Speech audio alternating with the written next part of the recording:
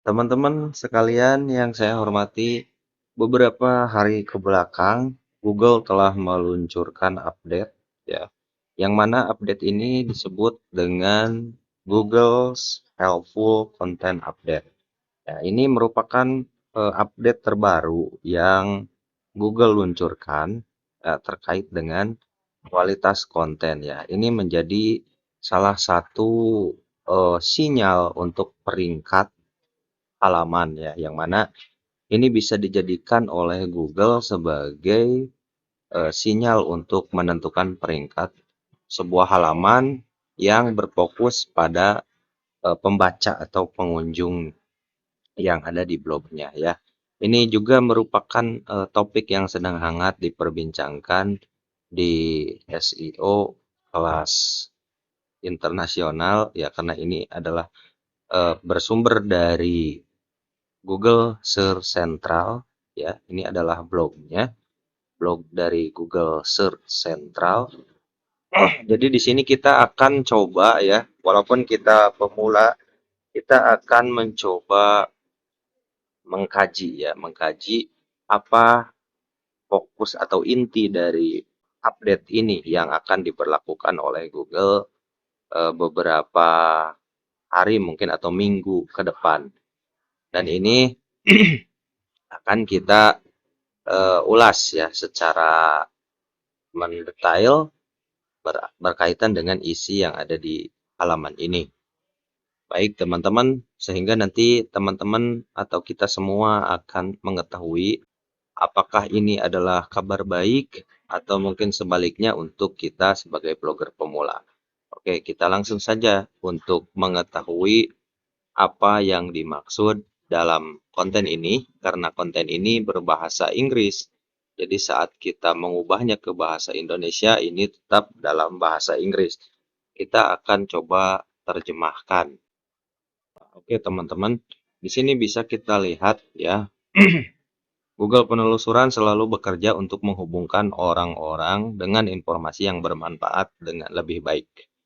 Ya, Google telah memperbarui update ya yang disebut dengan pembaruan konten bermanfaat, yang merupakan bagian dari upaya yang lebih luas untuk memastikan orang melihat lebih banyak konten asli dan bermanfaat yang ditulis oleh orang untuk orang di hasil penelusuran.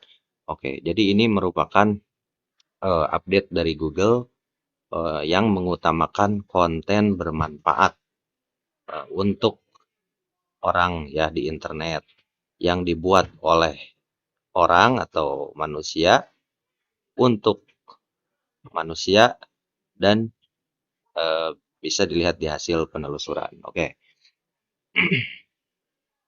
di sini disebutkan bahwa beberapa hal yang mungkin perlu diperhatikan terkait dengan update Google ini, yaitu kita sebagai pembuat konten atau sebagai blogger, kita perlu memperhatikan beberapa poinnya. Namun ada dua poin utama yang disampaikan di sini, yaitu yang pertama, fokus membuat konten untuk orang ya.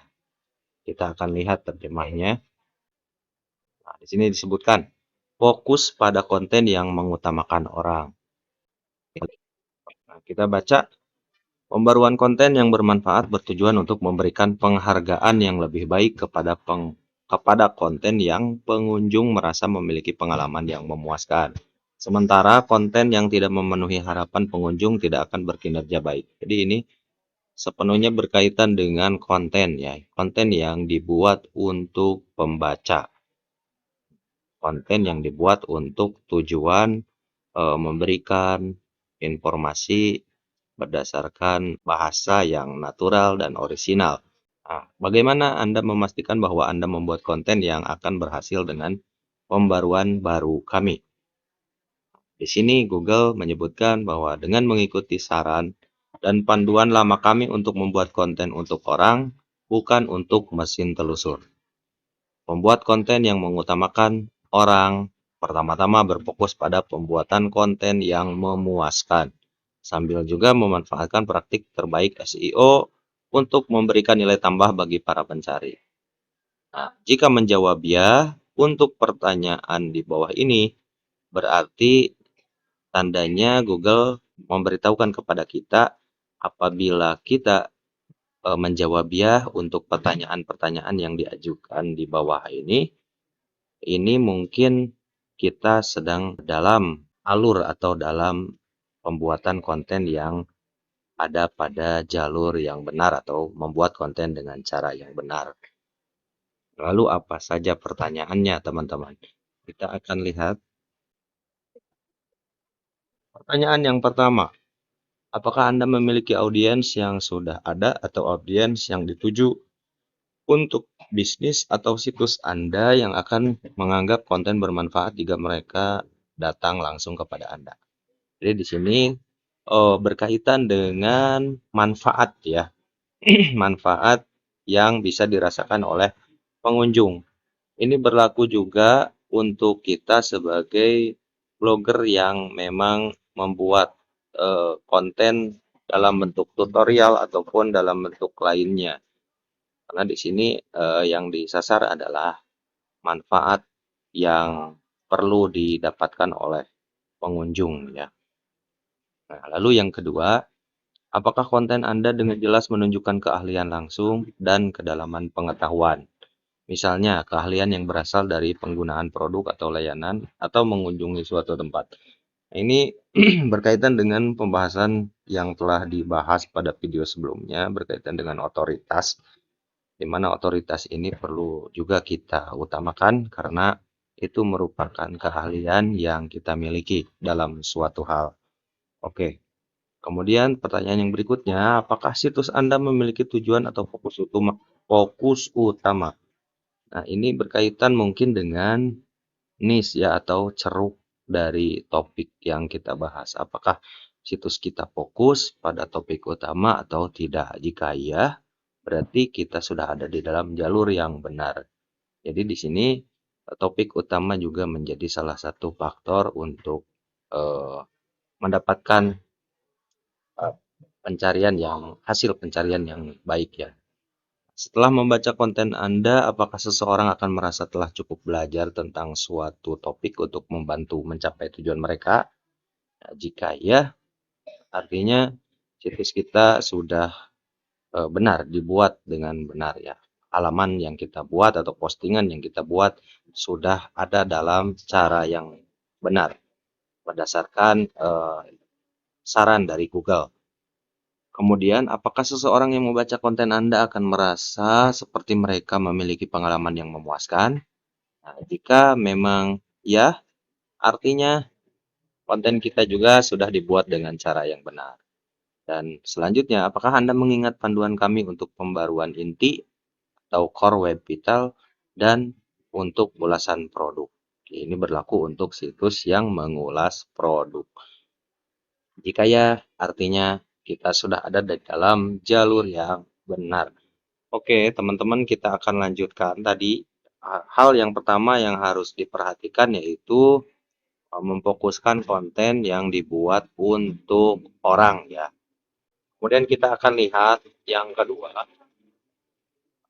Poin kedua yang penting yaitu menghindari membuat konten untuk mesin pencari terlebih dahulu.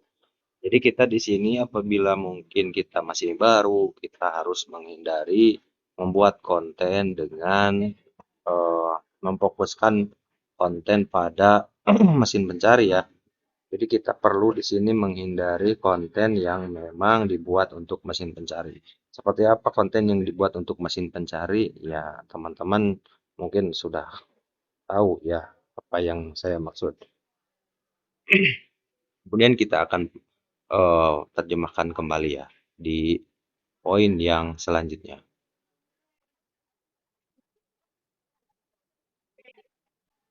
Oke, berkaitan dengan poin kedua yang sudah kita lihat tadi, di sini Google menyebutkan bahwa saran kami tentang memiliki pendekatan yang mengutamakan orang tidak membatalkan praktik terbaik SEO berikut, seperti yang tercakup dalam panduan SEO Google sendiri. Ya, SEO adalah aktivitas yang bermanfaat dan ini merupakan sebuah proses ya jika diterapkan pada konten yang mengutamakan orang. Jadi di sini Google Update Helpful Content ini diadakan bukan untuk meniadakan SEO, tapi justru di sini pembelajaran untuk kita sebagai pemula untuk membuat konten yang memfokuskan konten kita pada konten yang bermanfaat dan bisa membantu orang-orang di internet dalam menjawab apapun permasalahan yang mereka hadapi. Oke, kita akan lanjutkan. Nah, di sini Google juga menyebutkan bagaimana Anda menghindari mengambil pendekatan mesin pencari pertama-tama. Di sini Google juga memberikan gambaran. Jika menjawab ya untuk beberapa atau semua pertanyaan adalah tanda bahwa kita harus mengevaluasi dan melihat kembali konten yang sudah kita buat untuk memperbaikinya. Nah, dan yang pertama, Google memberikan pertanyaan. Apakah konten terutama untuk menarik orang dari mesin telusur bukan dibuat untuk manusia? Di sini, kalau jawabannya tidak, berarti kita sudah ada di dalam jalur yang benar. Namun sebaliknya, apabila pertanyaan ini kita jawab oleh diri kita sendiri, jawabannya ya, maka kita perlu mengevaluasi halaman atau postingan yang ada di blog kita. Kemudian yang kedua, apakah Anda memproduksi banyak konten tentang topik yang berbeda dengan harapan beberapa di antaranya mungkin berkinerja baik di hasil pencarian. Ini mungkin berkaitan dengan konten atau blog yang isinya eh, banyak topiknya ya. Nah, kita membuat misalnya beberapa topik di blog, kemudian ingin melihat apakah ada yang berkinerja baik di pencarian. Nah, kalaulah dasar dari pembuatan blog yang kita buat dan di submit di Webmaster Tool itu tujuannya seperti ini, ya artinya kita juga perlu mengevaluasi blog yang kita miliki. Apakah Anda menggunakan otomatisasi ekstensif untuk menghasilkan konten tentang banyak topik? Ini juga kita di sini perlunya membuat konten yang memang natural ya, natural untuk manusia. Apakah Anda hanya meringkas apa yang dikatakan orang lain tanpa menambahkan banyak nilai? Ini berkaitan mungkin dengan konten resume ya atau konten ulasan.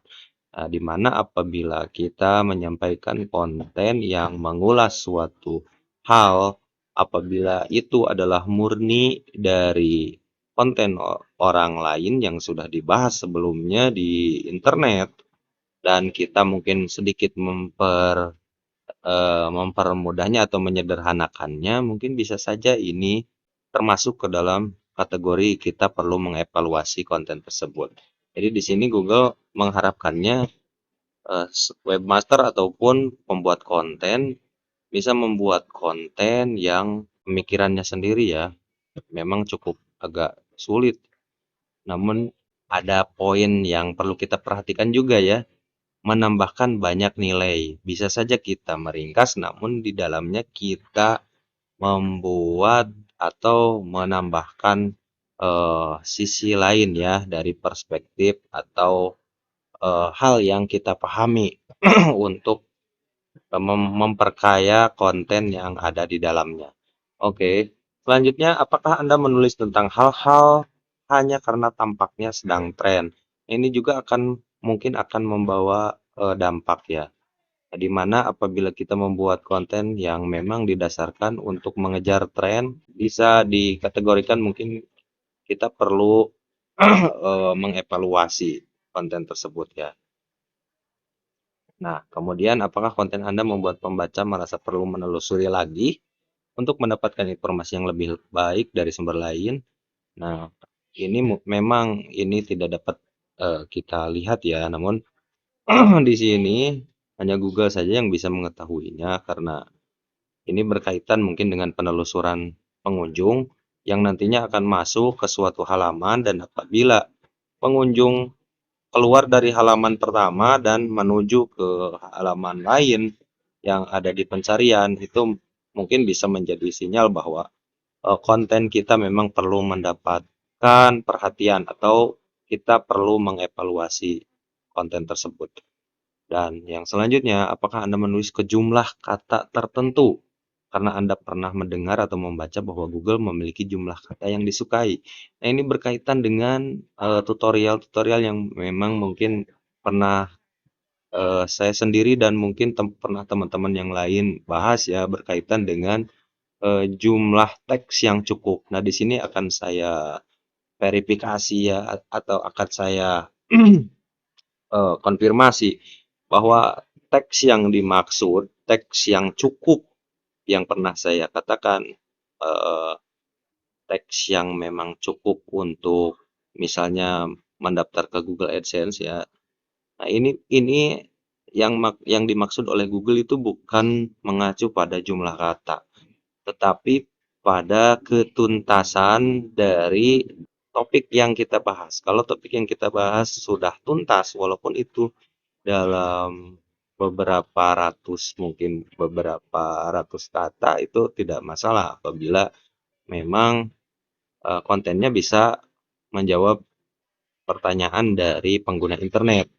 Namun di sini tetap saja yang namanya teks yang cukup itu akan lebih baik apabila banyak. Namun, banyak di sini bukan didasarkan pada jumlah kata yang memang dibuat-buat, tapi jumlah kata yang memang pembahasan di dalamnya itu mendetail, sehingga akan semakin banyak pembahasan yang akan dibahas di dalamnya, sehingga kata yang ada pun akan semakin banyak. Jadi seperti itu mungkin ya. Nah, kemudian yang selanjutnya, apakah Anda memutuskan untuk memasuki beberapa area topik niche tanpa keahlian nyata? Nah, dan ini juga akan membawa dampak yang memang perlu kita evaluasi kembali apabila kita membahas tentang topik yang memang bukan kita merupakan ahli. Ini bisa juga mempengaruhi pada peringkat ya. Nah, di sini disebutkan, apakah Anda memutuskan untuk memasuki beberapa area topik niche tanpa keahlian nyata, melainkan terutama karena Anda pikir Anda akan mendapatkan lalu lintas pencarian. Apabila kita mungkin pernah terbersit ya di pikiran kita untuk membahas sebuah topik yang memang tidak kita kuasai dengan benar, nah, kita akan mendapatkan lalu lintas pencarian, maka di sini Google menyatakan kalau kita menjawab ya, artinya kita juga perlu mengevaluasi. Ya, di sini perlunya yang disebut dengan otoritas yang pernah saya jelaskan di video sebelumnya, karena otoritas ini adalah keahlian ataupun eh, kemampuan kita dalam membuat suatu konten. Nah, kemudian, apakah konten Anda berjanji untuk menjawab pertanyaan yang sebenarnya tidak memiliki jawaban, seperti menyarankan ada tanggal rilis untuk produk, film, atau acara TV saat belum dikonfirmasi? Ini mungkin berkaitan dengan membuat konten sebelum ada jadwal yang memang benar-benar nyata ya.